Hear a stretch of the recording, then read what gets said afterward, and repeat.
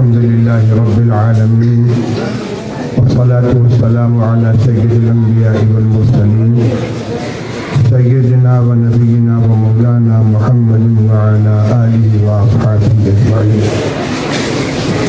اما بعد۔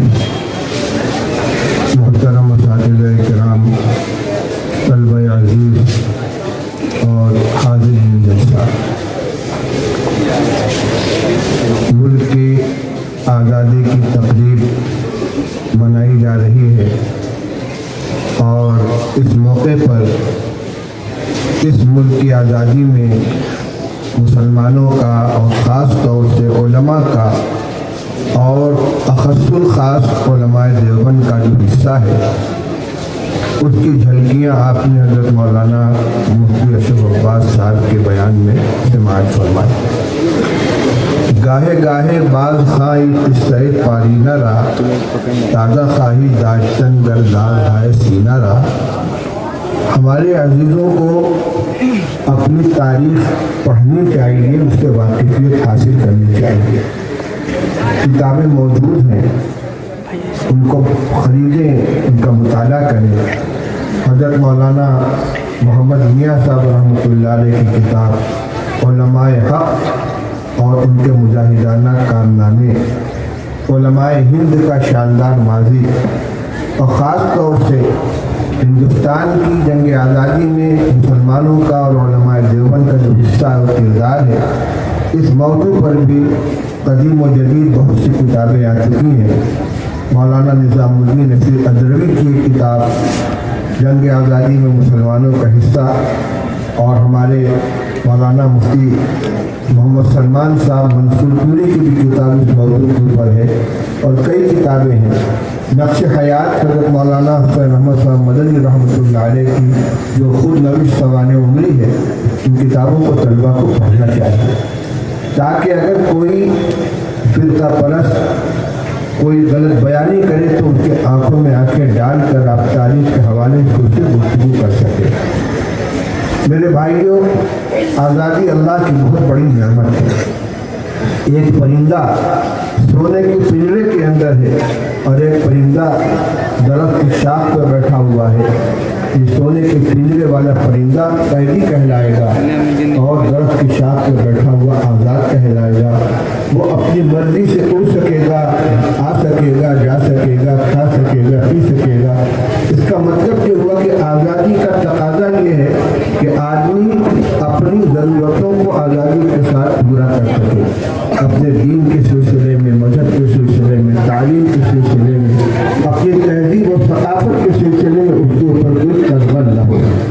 انہی اصولوں کو سامنے رکھ کر ہمارے بزرگوں نے، جس کے بہت بڑا حصہ مسلمان حکمرانوں کا اور قانون دانوں کا اور سیاسی افراد کا ہے، یہ دستور مرتب کیا تھا جس کی روح کسی آزادی کو برقرار رکھنا ہے۔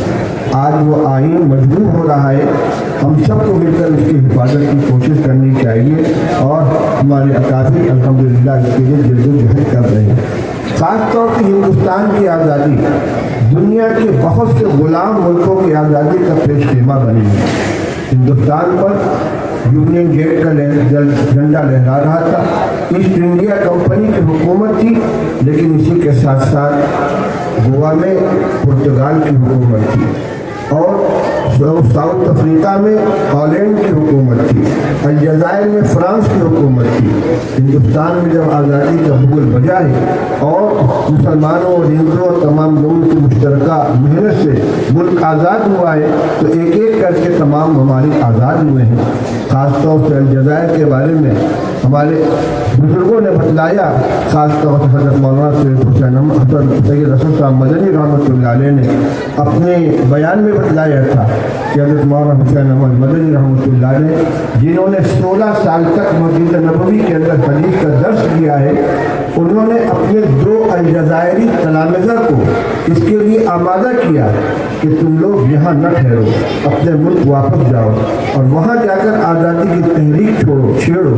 چنانچہ وہ دونوں، جن کا نام مجھے اس وقت یاد نہیں ہے، مدینہ طیبہ کو چھوڑ کر الجزائر پہنچے ہیں، جو ملک فرانس کی زیر حکومت تھا۔ انہوں نے تحریک آزادی چھیڑی اور ایک آزادی کی لہر پیدا کر دی، اور انہیں کی محنت اور جدوجہد کے نتیجے میں الجزائر آزاد ہوا۔ ساؤتھ افریقہ میں ہالینڈ کی حکومت تھی۔ یہ جو وہاں کا کیا نام تھا مولانا، اس کا جو کالا وزیر تھا، نیلسن منڈیلا، اس نے گاندھی جی سے تحریک لی تھی۔ گاندھی جی ہندوستان آنے سے پہلے بیرسٹر کی حیثیت سے ساؤتھ افریقہ میں مقیم تھے، اور اس میں نیلسن منڈیلا نے ان سے آزادی کے جذبات حاصل کیے ہیں۔ چنانچہ ایک لمبی مدت تک وہ جیل کے اندر رہا، اور جب ملک کا آزاد ہوا ہے تو اس کو وہاں کا صدر بنایا گیا۔ گاندھی جی جب ہندوستان آئے ہیں تو حضرت مولانا محمود حسن صاحب شیخ الہند رحمۃ اللہ علیہ کی قیادت میں ان کو مہاتما کا لقب دیا گیا، اور مسلمانوں کے سرفے سے پورے ملک کا ان کا دورہ کرایا گیا۔ یہ ہماری تاریخ ہے، ان سے ہم کو واقفیت حاصل کرنی چاہیے۔ اور دوسرے کیا کرتے ہیں، ابھی حضرت مولانا اشرف عباس صاحب نے فیض احمد فیض کے شعر آپ کو سنایا۔ ان کا جو پیغام ہے وہ اہل سیاست جانے، میرا پیغام محبت سے جہاں تک پہنچے۔ اس فرقہ پرستی اور نفرت آمیز ماحول کے اندر ہمیں اپنی طرف سے نفرت کا نہیں بلکہ محبت کا پیغام دینا چاہیے، تاکہ ملک کی یکجہتی اور یہاں آپس کی محبت کا ماحول قائم رہے۔ میں ان مختصر کلمات کے ساتھ آپ کو مبارکباد دیتا ہوں۔ آج کا یہ دن ہم سب کو یاد رکھنا چاہیے اور معلومات فراہم کر کے اس کو اگلی نسلوں تک پہنچانے کی کوشش کرنی چاہیے۔ اب بہت تھوڑے لوگ رہ گئے ہیں جنہوں نے خود جنگ آزادی کا زمانہ دیکھا ہے اور اس کے اندر حصہ لیا ہے، اور تھوڑی تعداد ان لوگوں کی ہے جو غلامی کے زمانے میں پیدا ہوئے پھر وہ آزاد ہوئے۔ یہ وہ لوگ ہوں گے جن کی پیدائش 1947 کے بعد ہوئی ہے۔ یہ ناکارہ غلام پیدا ہوا پھر آزادی ملی۔